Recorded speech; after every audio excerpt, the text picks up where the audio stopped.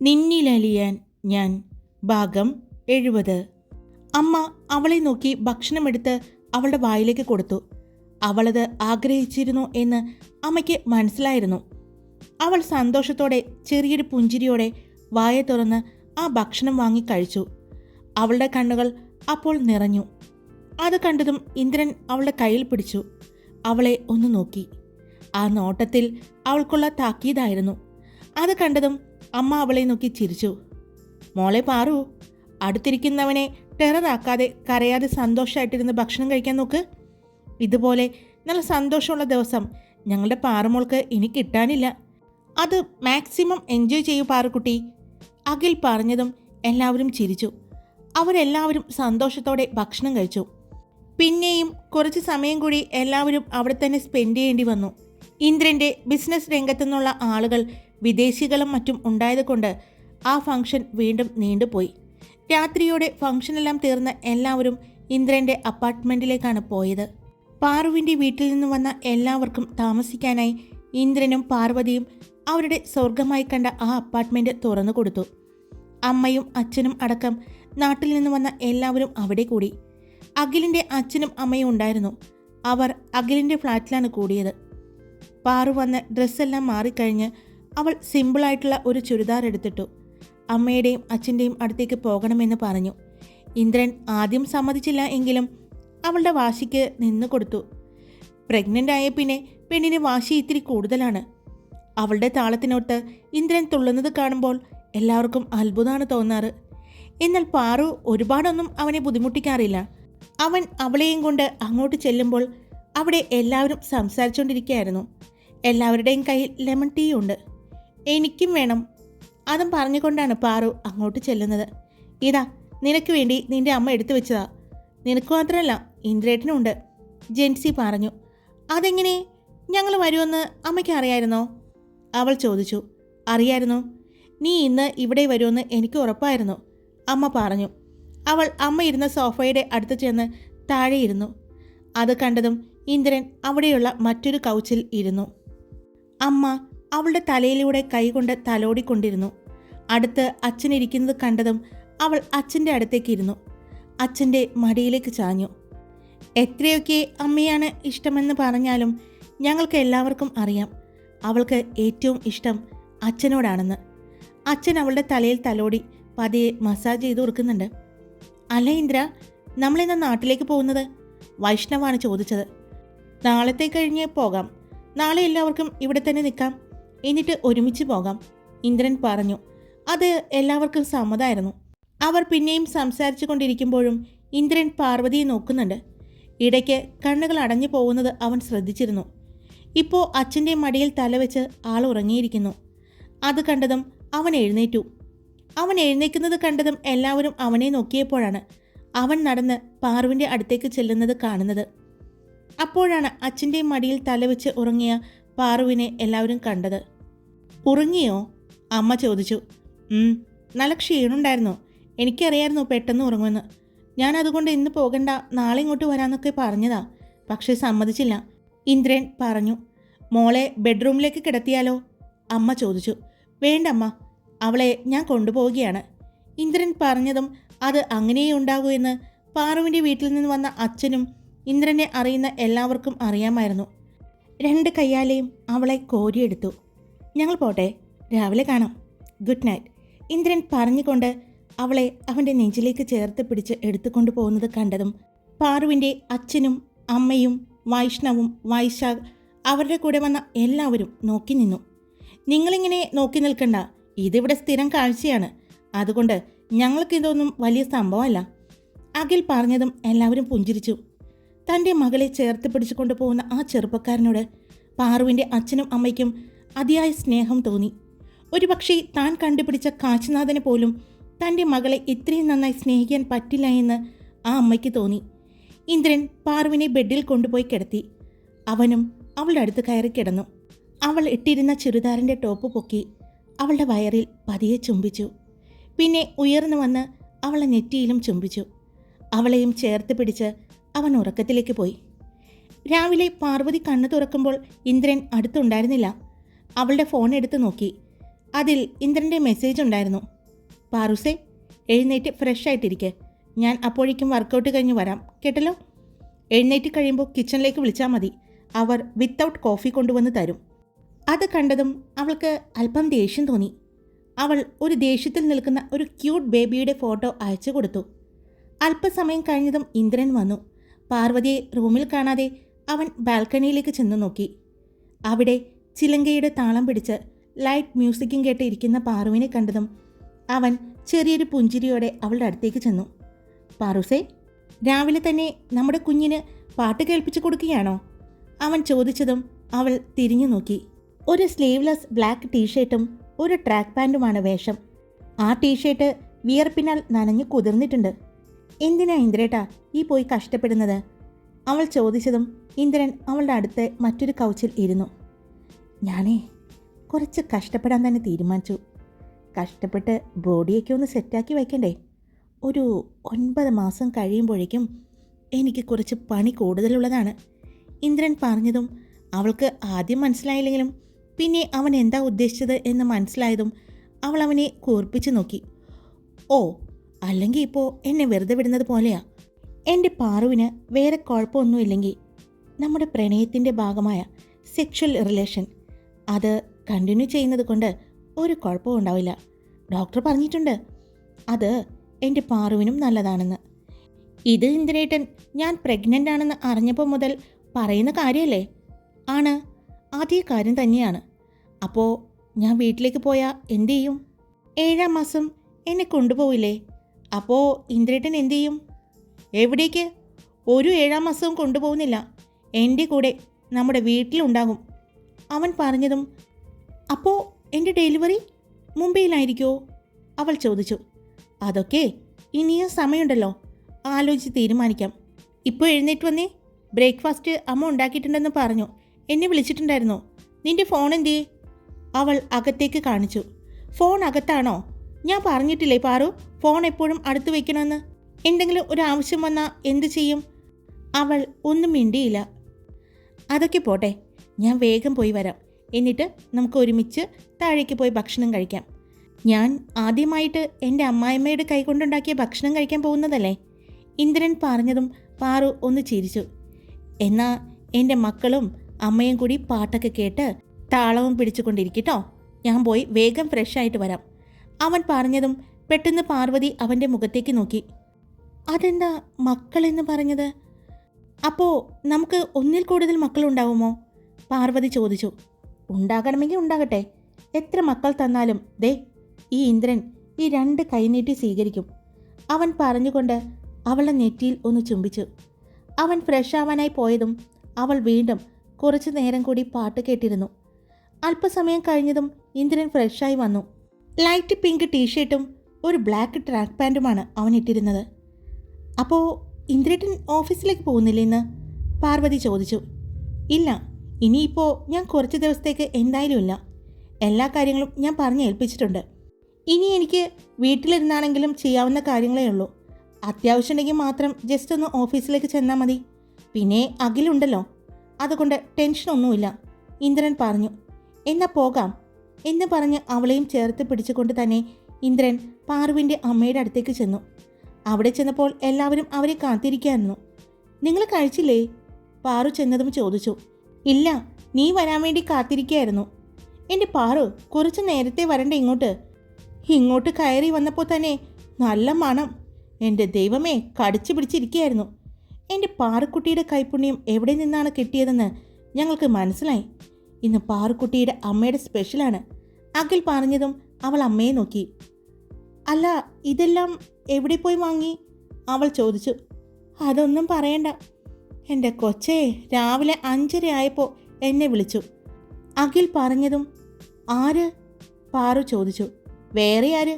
നിന്റെ ഗ്യാങ്. അത് കേട്ടതും പാർവതി ജെൻസിയെയും നീതുവിനെയും രാജേഷിനെയും അരുണിനെയും എല്ലാം നോക്കി. നീ ഞങ്ങളെ നോക്കണ്ട, ഞങ്ങളെ വിളിച്ചെഴുന്നേൽപ്പിച്ചതേ ഞങ്ങളുടെ കാരണന്മാരാ. ഇവിടെ വന്നപ്പോൾ ഇവിടെ ഒന്നുമില്ല, പുറത്തു പോയി എല്ലാം വാങ്ങണം എന്ന് പറഞ്ഞു. ഈ രാവിലെ തന്നെ ഈ മുംബൈയിലെ മാർക്കറ്റിലേക്ക് കൊണ്ടുപോയി. നമ്മൾ ഈ നേരം ഒന്നും കണ്ടിട്ടില്ല എന്ന് ഇവർക്കറിയില്ലല്ലോ. പിന്നെ ഒരു മനസ്സുഖത്തിന് ഞാൻ പ്രണവിനെ കുത്തിപ്പൊക്കി. അവനെ എഴുന്നേറ്റിട്ടുണ്ടായിരുന്നില്ല. പിന്നെ ആൻറ്റിയും കൂടി നല്ല അടി കൊടുത്ത് എഴുന്നേൽപ്പിച്ചു. ഞങ്ങളുടെ കൂടെ വിട്ടു. അങ്ങനെ ഞങ്ങൾ എല്ലാവരും കൂടി പോയി മാർക്കറ്റിൽ പോയി ചിക്കനും മട്ടനും മീനും എന്ന് വേണ്ട എല്ലാ സാധനങ്ങളും കൊണ്ടുവന്നിട്ടുണ്ട്. പക്ഷേ ഒരു കാര്യം പറയാട്ടോ പാറു, നമ്മുടെ നാട്ടിൽ കിട്ടുന്ന അത്രയും ഫ്രഷ് ആയിട്ടുള്ള ഒന്നും ഇവിടെ കിട്ടില്ല. ഇവിടെയുള്ളവരെയൊക്കെ നമ്മുടെ നാട്ടിൽ കൊണ്ടുപോയി കാണിച്ചു കൊടുക്കണം എങ്ങനെയാ നമ്മുടെ ഫുഡെന്ന്. എന്നാ വാ, എല്ലാവർക്കും കൂടി ഇരിക്കാം.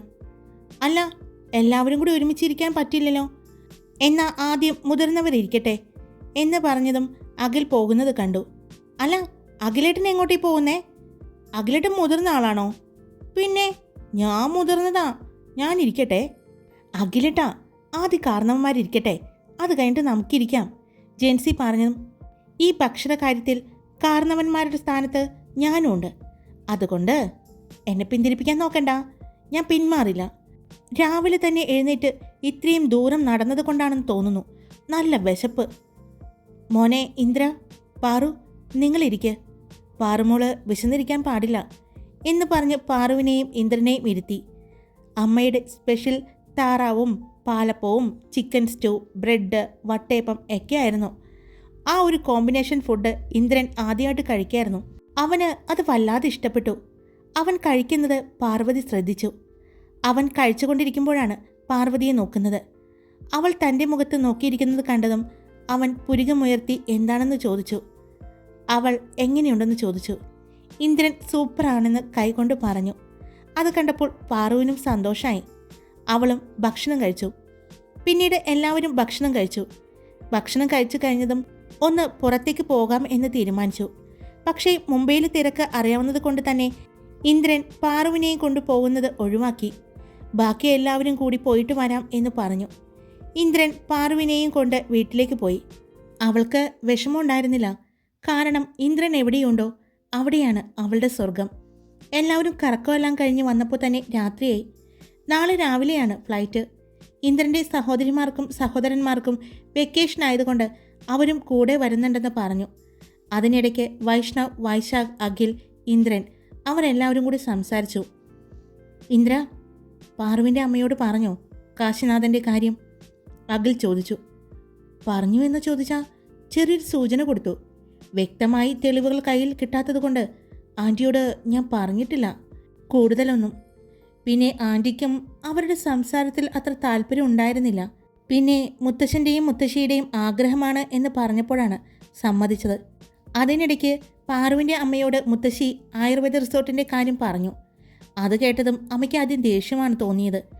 അതിൻ്റെ പേരിൽ എന്തെങ്കിലും വഴക്കോ മറ്റോ ഉണ്ടായാലോ എന്നുള്ള പേടി.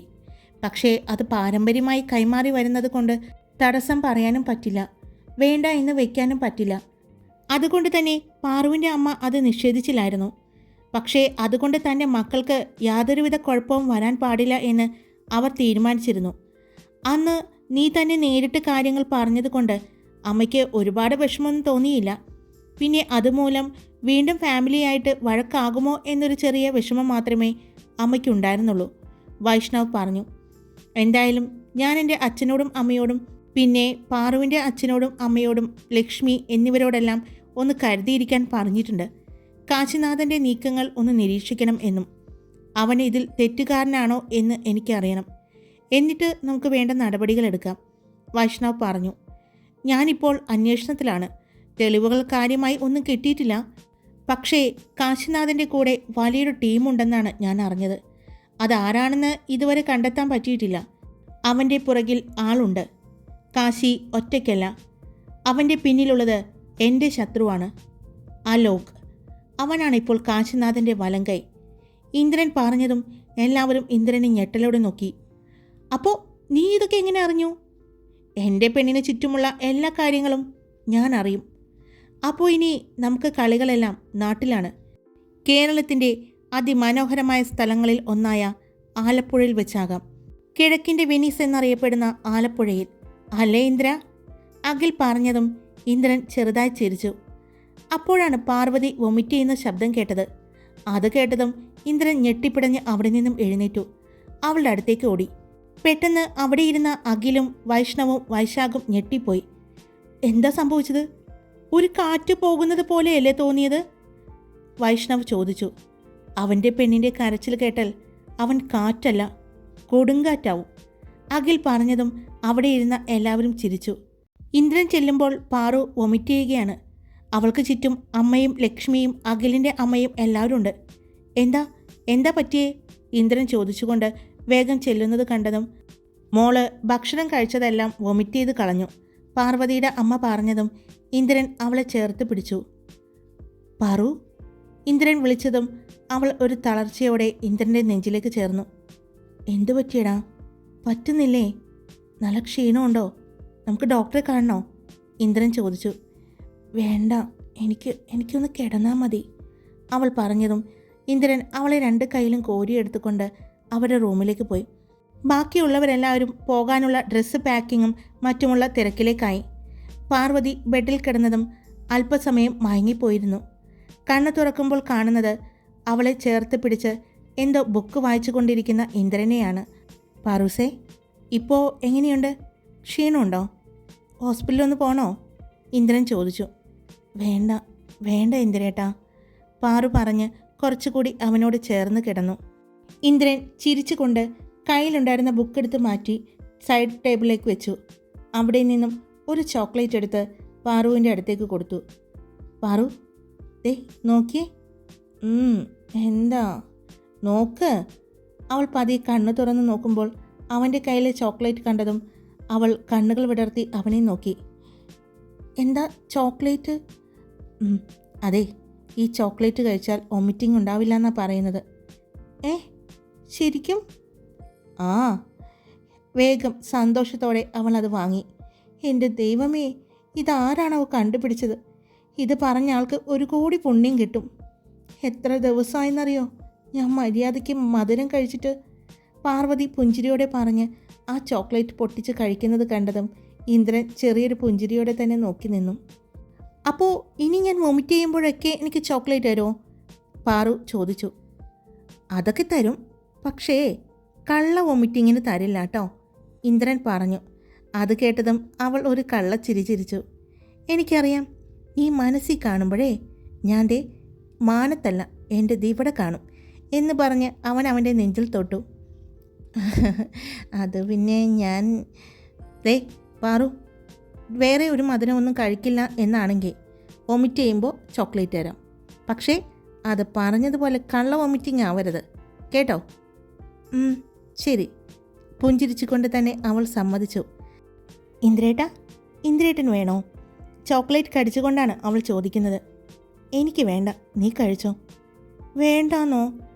ഞാൻ സ്നേഹത്തോടെ തരുന്നതല്ലേ എന്ന് പറഞ്ഞതും അവൾ പെട്ടെന്ന് തന്നെ തല ഉയർത്തി അവൻ്റെ കഴുത്തിലൂടെ കൈയിട്ടുകൊണ്ട് പിൻകഴുത്തിൽ പിടിച്ച് അവൻ്റെ മുഖം അവളുടെ മുഖത്തോടടുപ്പിച്ചു. അവളുടെ ചുണ്ടുകൾ അവൻ്റെ ആ ചുണ്ടിൽ അമർന്നു. അവളുടെ വായിലുണ്ടായിരുന്നതും നാക്കിലുണ്ടായിരുന്നതും ചുണ്ടിലുണ്ടായിരുന്ന ചോക്ലേറ്റ് എല്ലാം അവൻ്റെ വായിലേക്ക് അവൾ ആക്കി കൊടുക്കുകയായിരുന്നു. പെട്ടെന്നുള്ള അവളുടെ ആ പ്രവൃത്തിയിൽ അവനൊന്ന് അമ്പരന്നുവെങ്കിലും ചെറിയൊരു പുഞ്ചിരിയോടെ അവൻ അവൾക്ക് വിധേയനായി നിന്നു. അവൻ ഒട്ടും തന്നെ അവൾക്ക് സ്ട്രെയിൻ കൊടുക്കാതെ, അവൾക്ക് ബുദ്ധിമുട്ടുണ്ടാക്കാതെ അവളുടെ മുഖത്തിനടുത്തേക്ക് അവനൊന്ന് താഴ്ന്നു കൊടുത്തു. അവളുടെ ആ ചുംബനം അവൻ ആസ്വദിക്കുകയായിരുന്നു. അവളുടെ വായിലെ ആ മധുരം തീരുന്നത് വരെ അവൾ ഇന്ദ്രനെ ചുംബിച്ചു കൊണ്ടിരുന്നു. അവൻ്റെ ചുണ്ടും നാവുമെല്ലാം അവൾ നുണഞ്ഞുകൊണ്ടിരുന്നു. അവളുടെ വായിലെ ആ മധുരം മാറിയതും അവൾ പതിയെ കണ്ണു തുറന്നു. അവൾ കണ്ണു തുറക്കുമ്പോൾ കാണുന്നത് അവളുടെ കണ്ണുകളിലേക്ക് നോക്കി നിൽക്കുന്ന ഇന്ദ്രനെയാണ്. അപ്പോഴും അവൾ അവൻ്റെ ചുണ്ടുകളെ നുണഞ്ഞ് വലിച്ചു വിട്ടു. അവൾ ശ്വാസം ആഞ്ഞു പുറത്തേക്ക് വിട്ടു. എന്തുപറ്റി? തളർന്നോ? ഇന്ദ്രൻ ചോദിച്ചു. ഇത്തിരി, അവൾ പറഞ്ഞു. ഇത്തിരിയോ? അതെ, ഈ സമയത്ത് ഇത്രയ്ക്ക് ബലം കൊടുക്കണ്ട കേട്ടോ. എന്നോട് പറഞ്ഞാൽ പോരെ, ഞാൻ വരില്ലേ? ഇന്ദ്രൻ അവളെ ചേർത്ത് പിടിച്ചു. പിന്നെ ഇപ്പോൾ ഇത് തന്നത് എന്തിനാണെന്ന് എനിക്കറിയാം, ഇന്ദ്രൻ പറഞ്ഞതും അവൾ കണ്ണുകൾ കുറുക്കി അവനെ നോക്കി. എപ്പോഴും വൊമിറ്റ് ചെയ്യുമ്പോൾ ചോക്ലേറ്റ് തരില്ല എന്ന് പറഞ്ഞത് കൊണ്ടല്ലേ? കള്ള വൊമിറ്റിങ്ങിന് ചോക്ലേറ്റ് തരില്ല എന്ന് ഞാൻ പറഞ്ഞതിന് എന്നെ സോപ്പിട്ടതല്ലേ മോളെ? ഇന്ദ്രൻ ചോദിച്ചതും അവൾ നാക്ക് പുറത്തേക്കിട്ട് കടിച്ചു. മനസ്സിലായല്ലേ? അവൾ ചോദിച്ചു. മനസ്സിലായി. പക്ഷേ ഇങ്ങനെയൊക്കെയാണെങ്കിൽ ചോക്ലേറ്റ് തരുന്ന കാര്യം ഞാൻ പരിഗണിക്കാം. ഇന്ദ്രൻ പറഞ്ഞതും അവൾ കണ്ണുകൾ വിടർത്തി അവനെ നോക്കി. ശരിക്കും? ആലോചിക്കാവുന്ന കാര്യമാണ്. പക്ഷേ ഇതുപോലെ എനിക്ക് തരണം. സമ്മതിച്ചോ? ശരി, സമ്മതിച്ചു. ആഹാ, ഇപ്പോൾ എൻ്റെ കൊച്ചിൻ്റെ നാണമൊക്കെ മാറിയല്ലോ. മുന്നൊക്കെ എന്തായിരുന്നു? അത് പിന്നെ എനിക്ക് ചോക്ലേറ്റ് കിട്ടാനല്ലേ ഞാൻ എന്തും ചെയ്യും. എന്തു ചെയ്യുമോ? അവൻ്റെ ആ വശ്യമായ ചോദ്യവും അവൻ്റെ കണ്ണുകളിൽ കുസൃതി കണ്ടതും പാർവതി ഒന്ന് പിടഞ്ഞു. കുതിരല്ലേ, അവിടെ കിടക്ക് എന്ന് പറഞ്ഞ് അവളുടെ കവിളിൽ പിടിച്ച അവൻ്റെ കൈ പതിയെ അവളുടെ കഴുത്തിലൂടെ ഇഴഞ്ഞ് താഴേക്ക് ചെന്നു. അവളുടെ മാറിനെ തലോടി. ഇന്ദ്രേട്ട, വേണ്ട. എന്ത്? ഞാൻ ചോക്ലേറ്റ് തരാം. വേണ്ട, എനിക്ക് ഇത് മതി. പക്ഷേ എനിക്ക് മതിയായില്ല. എനിക്ക് ഇനിയും വേണം. വേണ്ട, എനിക്ക് മതി. എനിക്ക് വേണമെന്നേ. കഷ്ടമുണ്ട് കേട്ടോ. ചുണ്ട് ചുളുക്കി കണ്ണുകൾ കുറുക്കി പറയുന്നത് കേട്ടതും ഇന്ദ്രൻ ചിരിച്ചു പോയിരുന്നു. ശരി, എന്നാ വെറുതെ വിട്ടിരിക്കുന്നു. അപ്പോൾ എങ്ങനെയാണ്? നാളെ പോവല്ലേ നമ്മൾ ആലപ്പുഴയ്ക്ക്? അതെ, ഞാൻ വളരെ സന്തോഷത്തിലാണ് ഇന്ദ്രേട്ടാ. എനിക്ക് എൻ്റെ നാട്ടിൽ, ഞാൻ ജനിച്ചു വളർന്ന എൻ്റെ സ്ഥലത്ത് ഇന്ദ്രേട്ടൻ്റെ കൈയും പിടിച്ച് നടക്കാൻ ഞാൻ ഒരുപാട് ആഗ്രഹിച്ചിട്ടുണ്ട്. ശരിക്കും ഞാൻ ഹാപ്പിയാണ് ഇന്ദ്രേട്ടാ, ഒരുപാട് സന്തോഷത്തിലാണ്. ഇപ്പോൾ ഇന്ദ്രേട്ടൻ മാത്രമല്ലല്ലോ, നമ്മുടെ വാവ് കൂടിയില്ലേ. നമുക്ക് 3 പേർക്കും കൂടി ഒരുമിച്ച് നടക്കാം, ആ പ്രകൃതി ഭംഗിയൊക്കെ ആസ്വദിച്ച്. ഇന്ദ്രേട്ടന് ഇഷ്ടമാവുമെന്ന് എനിക്കറിയില്ല, പക്ഷേ നമ്മുടെ ഭണ്ഡാർധാര കഴിഞ്ഞ് എനിക്ക് ഏറ്റവും ഇഷ്ടം എൻ്റെ നാടാണ്, പാറു പറഞ്ഞു. ഹായ്, അപ്പോൾ എല്ലാവരും സുഖമായിട്ടിരിക്കുന്നോ? ഞാൻ സുഖമായിട്ടിരിക്കുന്നു. അപ്പോൾ സ്റ്റോറി ഇട്ടിട്ടുണ്ട്. എന്നോട് ഒരുപാട് പേര് പറഞ്ഞു, പേഴ്സണലായിട്ടൊക്കെ എനിക്ക് മെസ്സേജ് ഉണ്ടായിരുന്നു. നിന്നിലലിയൻ എന്ന സ്റ്റോറിയിൽ ഇന്ദ്രൻ ആലപ്പുഴയിലേക്ക് വരുന്ന കുറേ ഭാഗങ്ങൾ മിസ് ചെയ്യുന്നുണ്ട് ചേച്ചി എന്ന് പറഞ്ഞിട്ട്. അപ്പോൾ അത് വരാണ്, ഇന്ദ്രൻ ആലപ്പുഴയ്ക്ക് വരാണ്. ഇനി ഇന്ദ്രൻ്റെയും പാറുവിൻ്റെയും നല്ല മനോഹരമായ നല്ല പ്രണയ നിമിഷങ്ങളും എല്ലാമായി നമുക്ക് ആലപ്പുഴയിൽ കാണാം. ബൈ.